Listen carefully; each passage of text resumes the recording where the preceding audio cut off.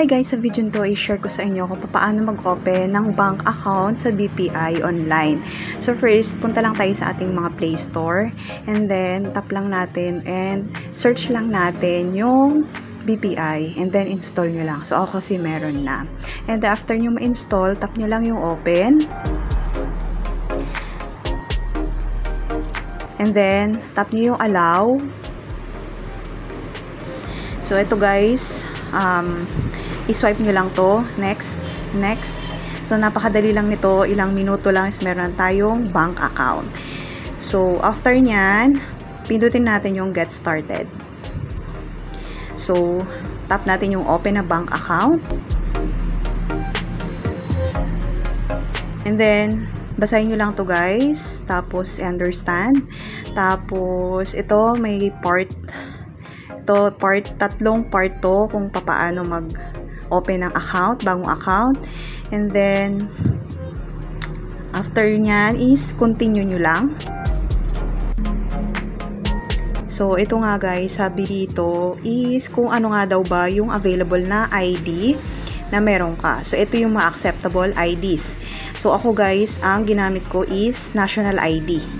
So, nandito siya. So, tap na lang natin yan. And then, tap natin yung confirm. So, before we start, sabi dito, are you a Filipino citizen who is at least 18 years old with a permanent Philippine address? So, yes. Tap natin yan. And then, confirm. So, basahin nyo lang to guys, yung BPI data privacy statement. So, medyo mahaba-haba to.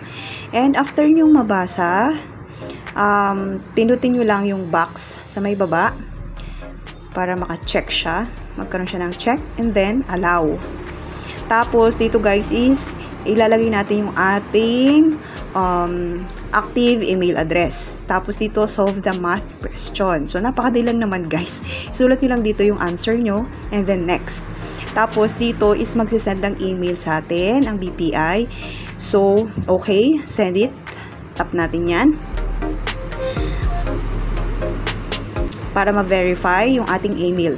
So, ito guys, punta na tayo sa ating Gmail. So, ito, nag-email na nga ang BPI. So, ilagay lang natin dito yung code na binigay sa atin. And then, confirm na natin. Tapos, dito guys, yung ating active mobile number. And then, next, tap natin. So, ito naman is, kailangan natin i-verify yung ating number. So, okay, send it. So, ito yung OTP na send sa atin. So, after nyan guys, ma-confirm na natin. So, ito yung mga BPI save up. So, initial deposit daw at least 1 peso. And then, maintaining balance requirement. So, 0, 0, 0. So, kung gusto mong magkaroon ng interest yung pera mo is at least 5,000 yung savings mo. Then, continue natin. Tapos, dito sa may definition of terms. So, basahin nyo lang to guys. And then, pag nabasa nyo na, tap nyo lang yung I agree to the terms and conditions. Then, tap agree. And then, dito guys, step number 1, what is your name? So, enter lang natin dito yung ating first name, middle name, optional lang naman to. Last name, so, suffix, optional. And then, mother's maiden name. And then, continue na natin. Tapos, ito naman yung birthday natin. So, kailangan guys, kung ano yung nakalagay sa ID natin, ito din yung ilalagay natin. Then, continue. Part 1 done. So, verify identification. So, dito na tayo sa part 2. Confirm your ID. In the next step, we will ask you to scan your Philippine government issued ID. So, national ID, yun yung gamit ko. So, tap lang natin yung plastic, ano ba yung, basta yun yung inano ko guys, pinili ko. Tapos, while using the app, and then, ganito yung sample kung paano pipicturean yung ating mga ID, front and back. So, ganyan guys yung ginawa ko. Tapos, yes, part 2 done. Add your details. So, dito na tayo sa what's your gender. So, piliin mo lang, female, so ako. And then, your marital status, married, ako.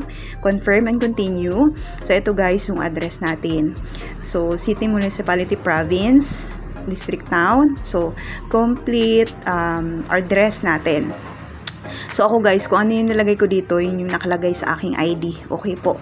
Para hindi magka-problema. So guys, dito naman is hihingan tayo ng details sa ating source of income, employer name, kung ikaw ay empleyado.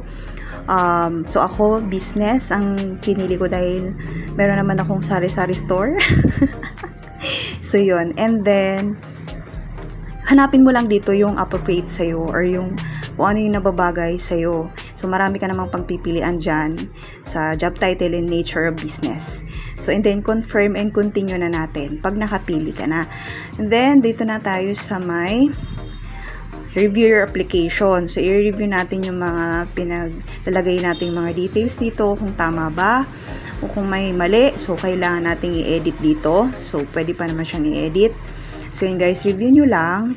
And pagka okay naman, tap nyo lang yung confirm. Tapos, create your online banking account. Set up your username and password for your BPI account. So, ito, enter username. So, mag-isip ka lang ng username na gusto mong gamitin. And then, dito naman sa may password is, meron ditong standard ang BPI. So, pag na-meet mo to, di magkakaroon ka ng yang ganyan check. So, yun. So, okay na, guys. And then, ito na yung aking account number. So, yun, meron na tayong instant na BPI account na hindi na tayo nagpunta sa bangko. So, walang kahirap-hirap. So, guys, yun, I hope nakatulong sa itong video to. Maraming salamat sa panonood. See you next time. God bless us all. Bye!